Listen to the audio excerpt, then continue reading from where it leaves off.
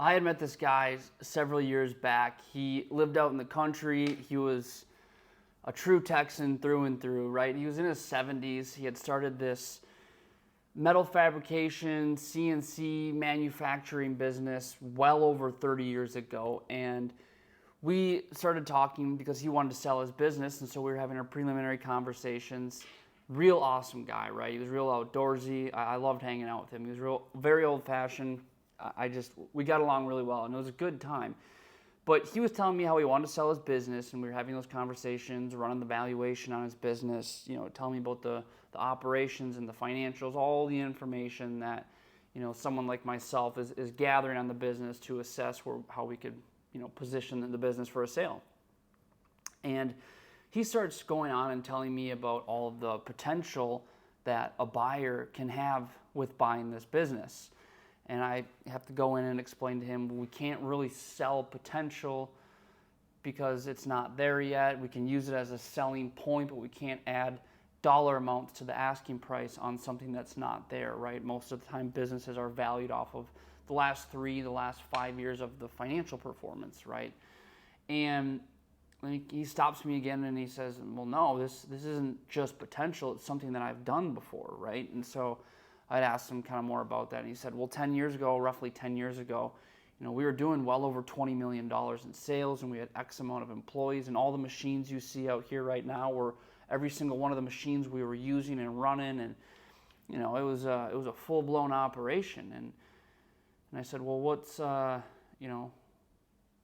didn't say what happened, but I was asking him, how come you guys aren't doing that anymore? Or, what's going on? And he just told me, he was getting older, and him and his son worked at the business too, and they just started to ramp things down as he was getting close to the retirement age, and he wanted to spend more time fishing. He wanted to sell the business while ensuring that his son kept a job there at the business as well. That was one of his big asks or priorities in the sale of his business, was that his son kept the job, and that was really it. And he wanted to take a lot of the profit he made and go spend some more time fishing and being outdoors and enjoying his retirement.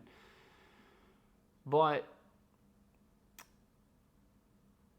he came to me at the wrong time because he was trying to ask for potential based off of what has already happened, and that's great, but it was too long ago. It was around 10 years ago.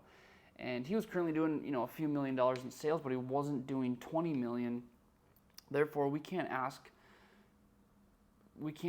set an asking price on a business that is not doing what it was doing 10 years ago. And so my point to around all of that is, whether you've done it before or you could potentially do it, you have to show that you are actively doing it in order to demand the highest possible exit price on your business. Because again, businesses are valued, the asking price for the business, they're valued off of the last 3 years, 5 years of your financial performance. How much is the business making in profit? And from there, a multiple is applied to that profit, whether it's last year or an average of the last 3 years, right? But 10 years ago, we can't value the business off of that because it's not doing it anymore. And so again, I just think it's really important, if you want to sell your business, is to not wait until you're at your wit's end, or you want to retire, you're too stressed out or overwhelmed, and you just let operations start to ramp down, or you turn down work, or you start letting some employees go, and then you say, I want to sell, right? Because that's going to be the difference of, in this guy's case, it was the difference of millions of dollars. It just was. Now, we ended up selling the business, and he was happy with it, and he got well over $1 million in terms of his exit, but he could have had a multi-million-dollar exit on this business.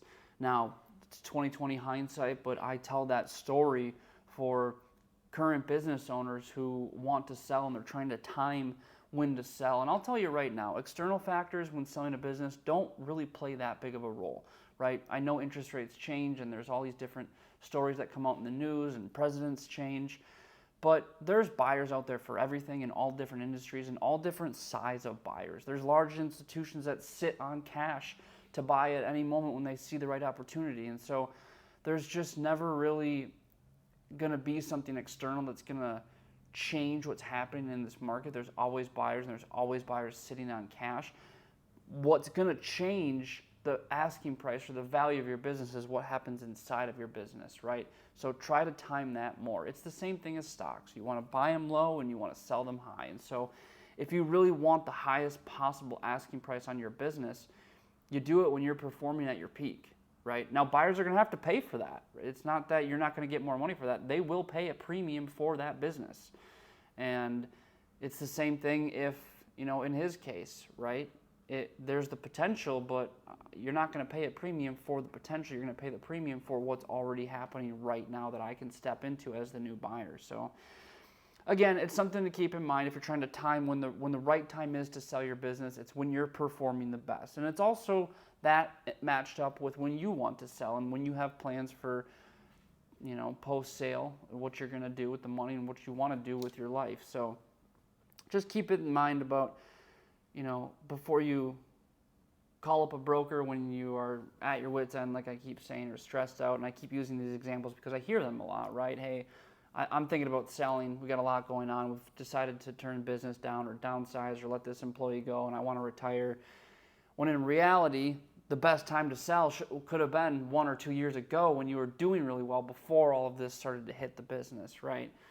So just keep an eye on the business, keep an eye on your personal goals, and try to match them up so you can get the highest possible exit price. And if you have any questions around selling your business or how to do it, or you want to get a valuation on your business, feel free to reach out to me, or you can drop a comment below. I'd be happy to answer it, but I appreciate you watching.